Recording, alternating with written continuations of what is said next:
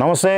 చంద్రబాబు రాష్ట్రంలో వైపు పెద్ద ఎత్తున కూడా కర్రా కదలిరా అంటూ ముందుకెళ్తున్న నేపథ్యంలో జన సైనికులు జనసేన పార్టీ నాయకులు కూడా వేదికల పైన ఏదైతే ద్విజెండాలతో పెద్ద ఎత్తున కూడా తెలుగుదేశం పార్టీ జనసేన పార్టీలకు సంబంధించినటువంటి జెండాలు రేపలేపలాడుతున్నాయి. ఓవైపు మరోవైపు సిద్ధం అంటూ జగన్మోహన్ రెడ్డి ముందుకు వస్తున్నటువంటి పరిస్థితి.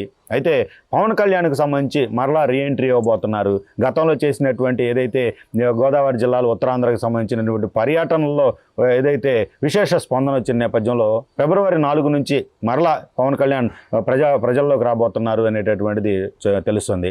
రజనీ గారు మనతో ఉన్నారు, జనసేన అధికార ప్రతినిధి. ప్రస్తుతం మేడం ఈ యొక్క పవన్ కళ్యాణ్ గారి యొక్క రీఎంట్రీకి సంబంధించి ప్రజాస్పందన ఎలా ఉండబోతుందో తెలుసుకుందాం. మేడం చెప్పండి, పవన్ కళ్యాణ్ గారి రీఎంట్రీ ఎలా ఉండబోతుంది?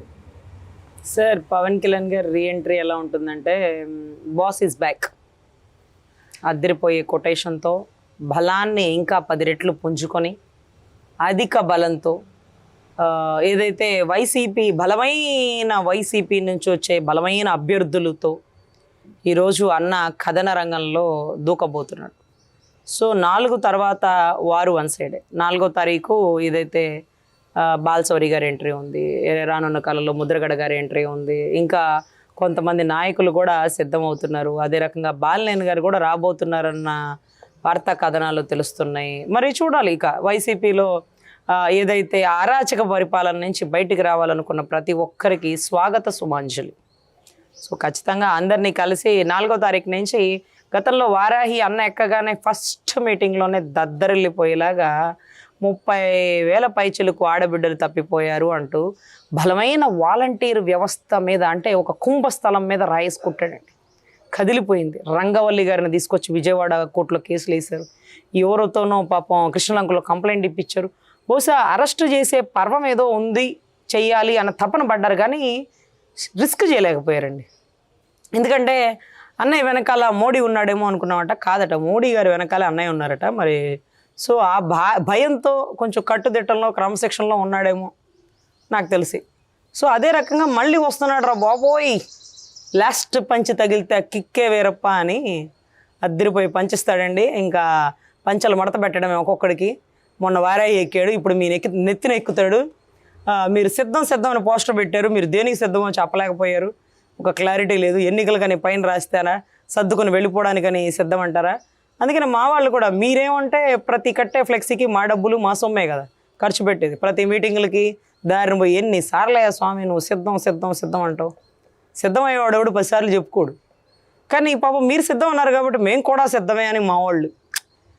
ఇక చూసుకోండి నా సామిరంగా. ఎలక్షన్ టైంలో బీజేపీ మీ పక్షానే ఉంటే ఆట ఆడిద్దాం అనుకున్నారు. పాపం ఇదే ఢిల్లీలో వెళ్ళి కలవాలనుకున్నారు, అది కూడా ఖర్చు వేశారట కూడా. పాపం గేట్లు తెరవలేదు కాబట్టి. సో అక్కడ కూడా డోర్స్ క్లోజ్. ఇప్పుడు కరెక్ట్ అండి, ఇప్పుడు నిజంగా సింహం సింగిల్ అయింది. ఇక అడవి సింహం కాస్త గ్రామ సింహంగా మారబోతుంది. రానున్న కాలంలో తుఫాన్ హెచ్చరికల సమత్తం వాతావరణ సమాచారం కోసం వైసీపీలో ఉండే కీలక నేతలందరూ బూతులు తిట్టబట్టి టీడీపీలోకి వెళ్ళలేక, జనసేనలోకి రానివ్వక, గతి లేక మళ్ళీ కాంగ్రెస్ ప్రభుత్వంలోకి వెళ్ళవలసిన సమయం ఆసన్నమైంది. మళ్ళీ ఒకటే రక్తం, పులివెందల పులిబిడ్డ అన్నట్టుగా పులి కడుపున పులే బుడుతుంది అంటూ ఆవిడ, అమ్మ ఒక పులి దెబ్బకే చచ్చిపోతున్నాం, చలిగా ఉంది, మళ్ళీ ఇంకో పులి వస్తున్నాం. ఏంటో ఈ పులిరాజు వేషాలు సంక్రాంతికి ముందే వస్తున్నారు మీరు, మాకైతే అర్థం కావట్లేదు. సో ఖచ్చితంగా ఇంకొకటి ఏంటంటేనండి, అడుగడుగున రాజశేఖర రెడ్డి గారి బిడ్డను వచ్చినాను, రాజశేఖర రెడ్డి గారి రక్తాన్ని, రాజశేఖర గారి కళ, రాజశేఖర రెడ్డి గారి సంకల్పం. ఏమ్మా ఆయన కళ నీకు ఎలా చెప్పాడు? కళ్ళకు వచ్చాడా? ఆత్మలతో ఏమైనా మాట్లాడతారా? మీ అన్నకి అలవాటు ఉంది, నీకు కూడా ఉందా తల్లి? ఏందమ్మా ఫ్యామిలీ అంతా తేడా ఆయన? ఓ అమ్మ, ఆయన కళ అంట ఏమని రాహుల్ గాంధీ గారిని పైకి ఎక్కించాలని రాజశేఖర రెడ్డి గారి కళ. ఏంటి రా రా రా రా అని రంకెలేస్తున్నారో మాకు అర్థం కావట్లా. ఎవరి రాజశేఖర రెడ్డి ఏడు నుంచి వచ్చాడు? ఆవుదూడ పార్టీనా? రెడ్డి కాంగ్రెసా? కాదే, కాంగ్రెస్ పార్టీ కదా. నువ్వు కాంగ్రెస్ను ప్రస్తావించవేంటమ్మా? కానీ కాంగ్రెస్ను ప్రస్తావించకుండా రా రా రా రా రాజశేఖర రెడ్డి గారి బిడ్డను వచ్చినాను.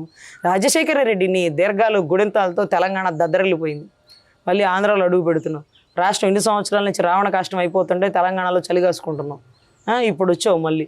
నిన్ను నమ్మి జనాలు ఓట్లు వేయాలి. సర్లే వేస్తారులే, ఎందుకంటే మన క్రిస్టియాలిటీ ఓట్లు ఉంది. అనిల్ గారు మళ్ళీ ప్రార్థనలు ఉన్నాయి. ఏదో కొద్దో గొప్ప జగన్ అన్నకంటే నువ్వు బెటరే తల్లి అంటే పోల్చుకోవడంలో జగన్ అన్నకంటే నువ్వు 100 రెట్లు బెటరే. సో అనర్గళమైన గొంతుంది. కానీ నాకు భయం ఏంటంటే వివేకానంద రెడ్డి గారు మర్డర్ కేసు తర్వాత రాష్ట్రంలో కాంగ్రెస్ని తీసుకొస్తే బతకనివ్వము అన్నటువంటి జగన్ గారికి ఎదురుగా నువ్వు వస్తున్నావు, భయంకరమైన బలం ఉందనుకుంటున్నావు. నీ అన్న గురించి నీకు తెలుసు తల్లి, అదిరిపోయి కాంగ్రెస్ పార్టీ ఉన్నప్పటికీ ఆకాశంలో కలిపేశాడు రాజశేఖర రెడ్డి గారిని, ఏది గాలిలో కలిపేసినారు మనకు తెలుసుగా. అన్న స్కెచ్ల గురించి తెలుసు కూడా కాంగ్రెస్ ఉందని వెనకాలంటే ఏమి అయ్యి వెనకాల లేదు. కాంగ్రెస్ ఏమైపోయినాడు, ముఖ్యమంత్రి హోదాలో ఉంటేనే ముక్కలు ముక్కలు అయిపోయాడు, ఏ బాడీ ఏదో కూడా తెలియని పరిస్థితుల్లో. నువ్వు ఇంకా కాంగ్రెస్ ఇక్కడికి వెలుగులోకి రాలా చచ్చిపాపం. అయినా సరే ధైర్యం చేసి వస్తున్నావు ప్రయత్నిస్తున్నావు. మరి ఏమో పాపం నిన్న కూడా రఘురామకృష్ణరాజు గారు అంటున్నారు, ఏమో శాత కాక అనుకుంటా మీ ఆంధ్రాలోకి బాగుంది, ఓ అమ్మ స్వామి పులుంటే అడవుల్లోకి పోకూడదు, మీ అన్న ఉంటే ఆంధ్రాలోకి రాకూడదు అని ఒక స్కెచ్ ఉంది. మీ అన్న ఉండగా మేము ఆంధ్రాలోకి రావు, ఎలక్షన్ కూడా అయ్యే వరకు. సో 600 కోట్లు పెట్టి ఏదో స్కెచ్ చేశారు, ముందే 50 కోట్లు భయానా ఇచ్చారు అని. వివేకానంద రెడ్డి గారికి కూడా 30 కోట్ల ఎంత స్కెచ్, నీకు ఇంకా కొంచెం డబల్ త్రిబుల్ చేసినట్టున్నారు. సో ఖచ్చితంగా ఈ భారీ సుపారీలతో ఎవరిని ఎప్పుడు లేపుతారు, ఎందుకంటే పోలేరమ్మ జాతరకి పొటేల్ని బలి వందే జాతర బిగిన్ అవుదండి.